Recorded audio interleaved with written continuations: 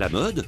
Un système, une industrie, un monde de passion, une certaine façon de voir la vie, d'évoquer les problèmes du quotidien comme les bouleversements planétaires.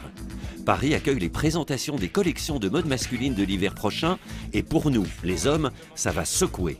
En coulisses du défilé du Belge Walter van Beirendonck, les mannequins s'agitent, les maquilleurs jouent avec les couleurs et les coiffeurs avec les chevelures.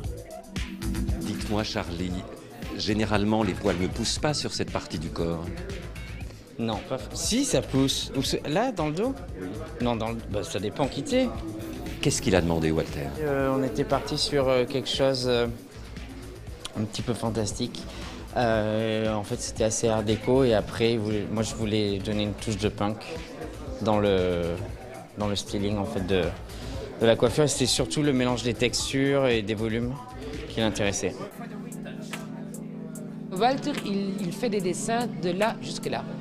Et c'est à nous de transporter en fait le dessin qu'il fait sur le visage. C'est quelqu'un qui adore les couleurs et c'est toujours un message de l'espoir. La mode de Walter van Beirendonck est un antidote à la morosité ambiante. Je crois qu'on est vraiment dans un moment qui est très, très dur et il y a plein de choses qui se passent politiquement, socialement et on sent ça très, très, très fort. Aussi, le côté écologique, c'est aussi le même problème.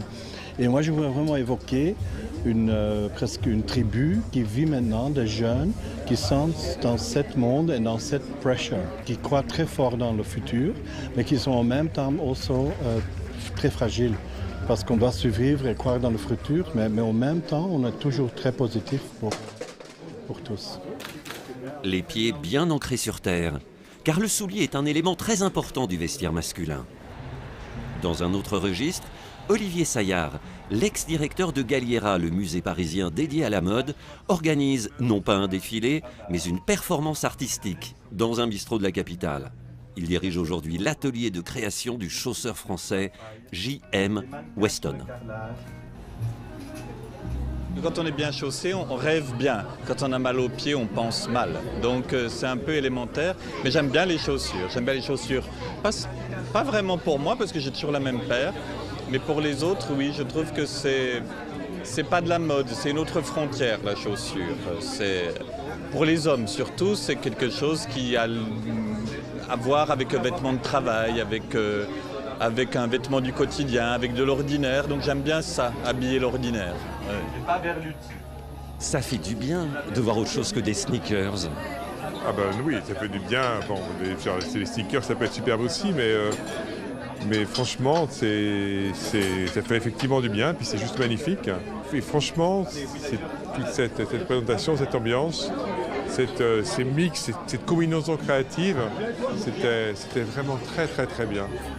Pièce phare de la collection, ces mocassins en alligator. Quadruple semelle en cuir, poids 1 kg par chaussure. Valeur totalement hors de prix. Présenter ces collections dans des lieux atypiques, c'est le credo de tout bon créateur de mode qui se respecte.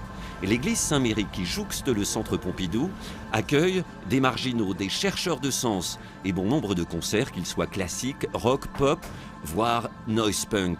Une musique tonitruante, justement choisie par le japonais Hiromichi Hochai.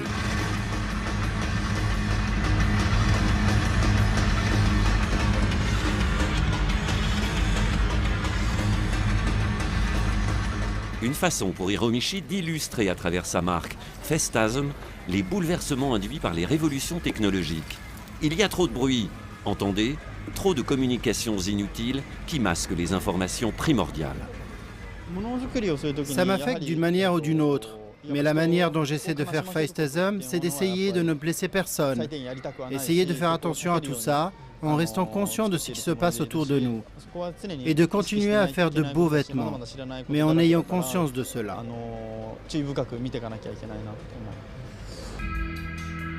Parmi les milliers d'acheteurs et de journalistes internationaux qui font habituellement le voyage de Paris, beaucoup ont choisi cette saison de ne pas venir en raison des troubles qui agitent la capitale lors des manifestations des Gilets jaunes. Mais pour celles et ceux qui n'ont pas cédé à la peur, c'est la fête. Les invités attendent l'une des présentations les plus prisées du moment, Off-White. La griffe du styliste américain Virgil Abloh enflamme les aficionados. Dans les sous-sols du Carrousel, après les classiques séances photos avec les stars, le défilé commence.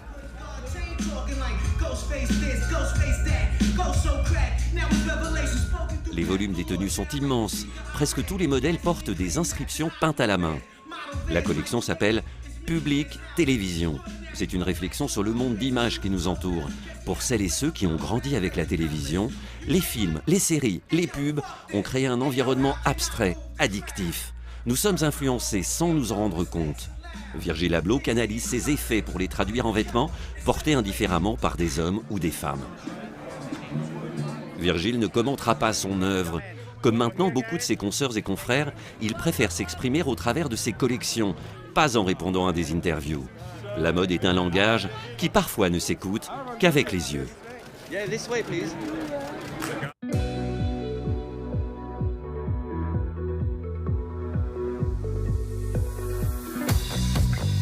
France 24, l'art sous toutes ses formes.